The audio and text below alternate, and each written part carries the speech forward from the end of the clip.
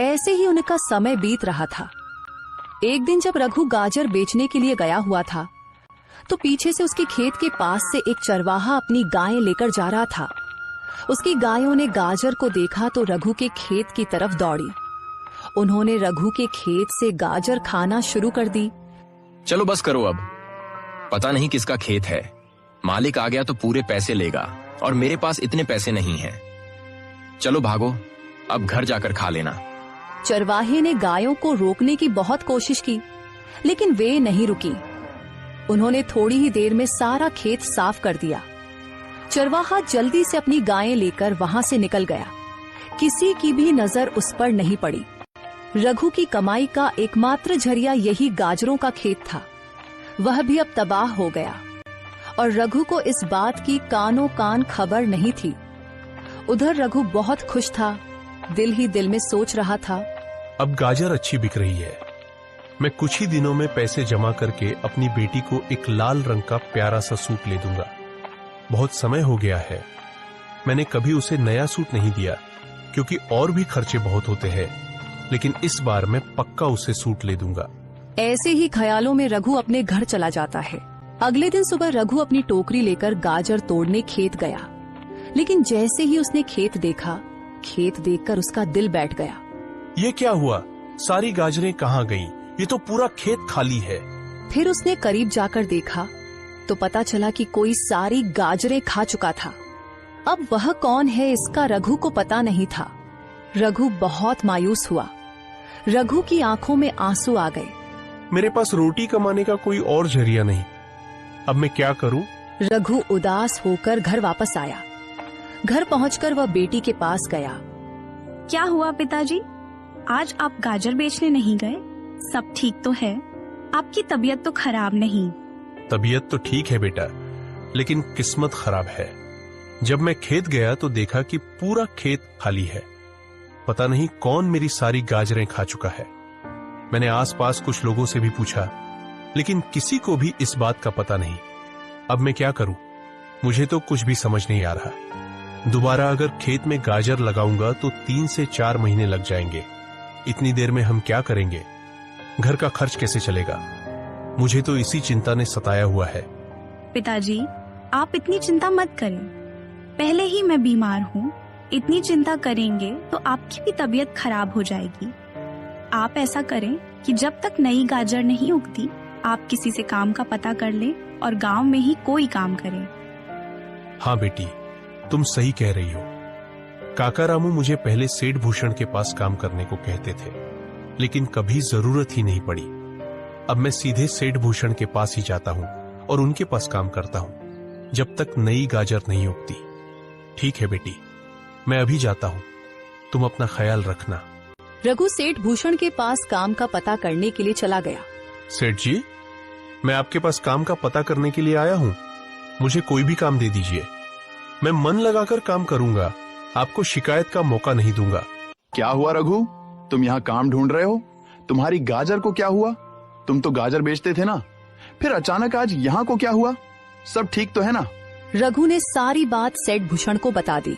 हाँ रघु, किस्मत तो तुम्हारी वाकई बहुत खराब है। अभी 2 दिन पहले ही मुझे एक नौकर की जरूरत थी, जो कि कल ही आया है। अब मुझे किसी और आदमी की जरूरत नहीं है, लेकिन हाँ, अगर मुझे जरूरत होगी तो मैं तुम्हें जरूर बताऊंगा। सेठ जी, मैं बहुत उम्मीद लेकर आपके पास आया हूँ। मुझे कोई भी छोटा सा काम दे दीजिए। दिहाड़ी भी बेझिझक कम दीजिएगा, मैं उफ तक नहीं करूंगा। अरे रघु, अभी काम नहीं है, बोला तो है तुम्हें। जाओ, जब काम होगा तो मैं तुम्हें बता दूंगा। रघु को सेठ भूषण ने कोई भी काम नहीं दिया। वह वापस घर की तरफ नहीं लौटता, बल्कि आगे पीछे गांव के कुछ लोगों से काम का पता करता रहा, लेकिन किसी के पास भी कोई काम नहीं मिला। वह वापस घर की तरफ नहीं लौटता, बल्कि आगे पीछे गांव के कुछ लोगों से काम का पता करता रहा, लेकिन किसी के पास भी कोई काम नहीं मिला। अपने गांव में तो मुझे कोई भी काम नहीं मिल रहा और बाहर किसी दूर के गांव में मैं काम नहीं कर सकता। मेरी बीमार बेटी घर पर है, मुझे जल्दी घर भी आना होता है। मैं क्या करूं? अभी रात होने में भी समय है। मैं और किसी से काम का पता करता हूं, शायद कहीं कोई मजदूरी ही मिल जाए ताकि मैं अपनी बेटी के लिए दवाइयां और खाने पीने की चीजें ले सकूं। एकदम किस्मत मुझे किस मोड़ पर ले आई है, न जाने भगवान की क्या मर्जी है। रघु काम की तलाश में भटकता रहा, लेकिन उसे कोई काम नहीं मिला। वह रात को मायूस होकर घर की तरफ लौटा। घर पहुंचते ही उसकी बेटी ने पूछा, पिताजी क्या हुआ, आपको कोई काम मिला या नहीं? नहीं बेटी, सुबह से शाम तक काम की तलाश करता रहा, लेकिन किसी ने भी काम नहीं दिया। लेकिन तुम चिंता मत करो, मैं कल फिर से काम का पता करूंगा। तुम बताओ, तुमने दवा खाई है या नहीं, और तबीयत अब कैसी है? नहीं पिताजी, दवा तो सुबह ही खत्म हो गई थी। मुझे आपको बताने का याद नहीं रहा। ये क्या बोल रही हो बेटी? तुम्हें पता भी है तुम्हारी तबीयत कितनी खराब है। दवा के बिना तुम्हारा गुजारा नहीं है। फिर तुमने मुझे बताया क्यों नहीं? मैं जैसे ही पैसे करूं तुम्हारे लिए दवा लेकर आता हूं। आज तुमने ये गलती कर दी है, दोबारा ऐसा मत करना। तुम बैठो, मैं तुम्हारे लिए दवा लेकर आता हूं। पिताजी रात हो चुकी है, मुझे अकेले घर डर लगेगा। अब आप रहने दीजिए। वैसे भी आपके पास तो पैसे भी नहीं है, फिर मेरी दवा कैसे लाएंगे? बेटी, तुम्हारी दवा के लिए मैं किसी से पैसे उधार ले लूंगा, लेकिन मैं तुम्हारी दवा जरूर लेकर आऊंगा। तुम थोड़ा इंतजार करो। नहीं पिताजी, आप रहने दीजिए, सुबह ले आएंगे। मेरी तबीयत अब कुछ बेहतर है। ए भगवान, अब ये गाजरें जल्दी से जल्दी उग जाए ताकि मैं इन्हें बेचकर अपने घर का खर्च चला सकूं। रघु खेत पर काम करके जब घर गया तो उसने देखा कि उसकी बेटी जमीन पर गिरी हुई थी।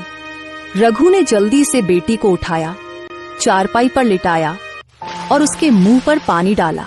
बेटी उठो, क्या हुआ तुमको? देखो मैं आ गया हूं, जल्दी आंखें खोलो। कुछ देर तक बेटी ने आंखें खोली। रघु को भी समझ आ चुकी थी कि एक दिन दवा न लेने की वजह से उसकी बेटी की यह हालत हुई है। मुझे जैसे भी करके अपनी बेटी के लिए दवा लानी होगी। मेरे पास जीने का एक ही सहारा है। अगर इसे भी कुछ हो गया तो मैं तो जीते जी मर जाऊंगा। मैं आज ही दवा लेकर आऊंगा। बेटी, तुम अपना ख्याल रखो, मैं तुम्हारे लिए दवा लेकर आता हूं। और हां, बिल्कुल भी उठना नहीं, मैं थोड़ी ही देर में आ जाऊंगा। अपना ख्याल रखना। रघु सीधे अपने एक दोस्त के पास गया जो दूसरे गांव के जमींदार का नौकर था। दूसरे गांव का जमींदार लोगों को सूद पर पैसे देता था। रघु सीधे उसके पास गया और जाकर बोला, अर्जुन भाई, मुझे पैसों की बहुत सख्त जरूरत है। मेरी बेटी के लिए दवा लेनी है।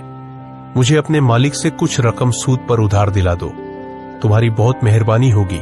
रघु, मैं तुम्हें पैसे तो दिला दूंगा, लेकिन मेरा मालिक बहुत खतरनाक आदमी है और वह सूद भी बहुत ज्यादा लेता है। अगर तुम समय पर पैसे नहीं दे सके तो वह तुम्हारे साथ अच्छा व्यवहार नहीं करेगा, बल्कि तुम्हारा खेत रख लेगा। अच्छी तरह सोच समझ लो। अगर तुम वादा करो कि समय पर पैसे लौटा दोगे तो मैं तुम्हें कम सूद पर रकम दिला दूंगा, लेकिन फिर समय पर पैसे चुकाने होंगे। अर्जुन भाई, मैं समय पर रकम अदा कर दूंगा। मुझे बस 3 महीने का समय चाहिए। मैंने अपने खेत में गाजरें लगा दी है। जैसे ही वे उगेंगी मैं सारी गाजरें बेचकर पैसे लौटा दूंगा। अर्जुन रघु को अपने मालिक के पास ले जाता है। मालिक, ये रघु है, मेरे गांव में गाजर बेचता है। इसे पैसों की बहुत जरूरत है। इसे ब्याज पर पैसे चाहिए। ये 3 महीने के अंदर ब्याज समेत सारे पैसे वापस कर देगा। मैं तुम्हें 30,000 दूंगा, फिर 3 महीने बाद तुम्हें 45,000 वापस करने होंगे। दे सको तो ठीक है, मैं अभी दे देता हूँ। मालिक, ये मेरे गांव का है और बहुत गरीब है बेचारा। इसे थोड़ा कम ब्याज पर कर्ज चाहिए। ये अपनी जमीन के कागज गिरवी रख देगा। ठीक है, तुम्हारे कहने पर कम कर देता हूँ। चलो 40,000 दे देना, इससे कम पर मैं कर्ज नहीं दूंगा। जमींदार ने रघु को पैसे दे दिए। रघु पैसे लेकर बहुत खुश हुआ। उसने सोचा, चलो, अब कुछ दिनों के लिए तो पैसों का इंतजाम हो ही गया है। पहले तो पूनम के लिए दवा लेता हूँ, उसके बाद काम का पता करता हूँ। 2 महीने में गाजर फिर से उग जाएंगी। मैं इस बार ज्यादा गाजर लगाऊंगा और जल्दी से जल्दी जमींदार को ब्याज समेत ये पैसे वापस कर दूंगा। ठीक है जमींदार साहब, आपका और अर्जुन भाई आपका भी। मैं ये पैसे वक्त से पहले वापस कर दूंगा। अब मैं चलता हूं। मुझे अपनी बेटी के लिए दवा लेनी है। रघु पैसे लेकर सीधे हकीम के पास गया, वहां से दवा ली, फिर अपने घर चला गया। घर जाकर उसने अपनी बेटी को दवा दी। इतने में रात हो चुकी थी। घर जाकर उसने अपनी बेटी को दवा दी। इतने में रात हो चुकी थी। फिर बाप बेटी दोनों सो गए। अगले दिन रघु वापस खेत में गया और वहां काम किया। कुछ दिन ऐसे ही गुजर गए। रघु ने खेत में गाजर लगाई, लेकिन फसल होने का नाम ही नहीं ले रही थी। ऐसा लग रहा था जैसे किसी ने कोई जादू कर दिया हो। पिताजी, गाजर उगी या नहीं? आजकल आप बहुत मायूस मायूस नजर आ रहे हैं, क्या हुआ है? बेटी, 2 महीने होने को आए हैं। मुझे कोई और काम भी नहीं मिला और मैंने दिन रात खेत में मेहनत की, गाजर लगाई, लेकिन वो भी नहीं उग रही। पता नहीं क्या हो गया है। ऐसा लगता है जैसे मेरे खेत पर किसी ने कोई जादू कर दिया हो। गाजर उगने का नाम ही नहीं ले रही। पिताजी, बात तो चिंता की है, लेकिन आप भगवान पर विश्वास रखिए। जरूर कुछ अच्छा होने वाला है, जिस वजह से भगवान हमें आजमा रहे हैं। बेटी, पता नहीं भगवान और कितना हमें आजमाएगा। चलो, तुम अपना ख्याल रखना। मैं खेत पर जाकर देखता हूं कि गाजर उगना शुरू हुई है या नहीं। पूनम से इतना कहकर रघु सीधा खेत में चला गया। अर्जुन तुरंत गया और रघु को अपने साथ लेकर जमींदार के घर आ गया। जमींदार ने रघु से गाजर लेकर अपनी पत्नी को खिला दी। 10 मिनट में करिश्मा हो गया। जमींदार की पत्नी की आंखें खुल गईं और वह उठकर खड़ी हो गई। जमींदार यह देखकर बहुत खुश हुआ और रघु से बोला, रघु, तुम्हारा बहुत बहुत धन्यवाद। तुम्हारा यह एहसान मैं जिंदगी भर नहीं भूलूंगा। मुझे माफ कर देना। मैंने तुमसे जो बदतमीजी की उसके लिए मुझे बहुत शर्मिंदगी है। आज के बाद मैं कभी भी किसी के साथ ऐसा नहीं करूंगा। और हाँ, जो बाकी पैसे तुम्हें देने थे वो तुम मत देना। तुमने मेरी पत्नी की जान बचा ली। मेरे लिए यही सबसे बड़ी खुशी है। रघु फिर खुशी खुशी घर वापस आ गया। कुछ ही दिनों में एक बहुत बड़ा व्यापारी रघु के पास आया, जिसे जमींदार ने रघु की गाजरों के बारे में बताया था। उसने 2 से 3 ट्रक भरकर गाजरें ले ली। रघु दिनों में अमीर हो गया।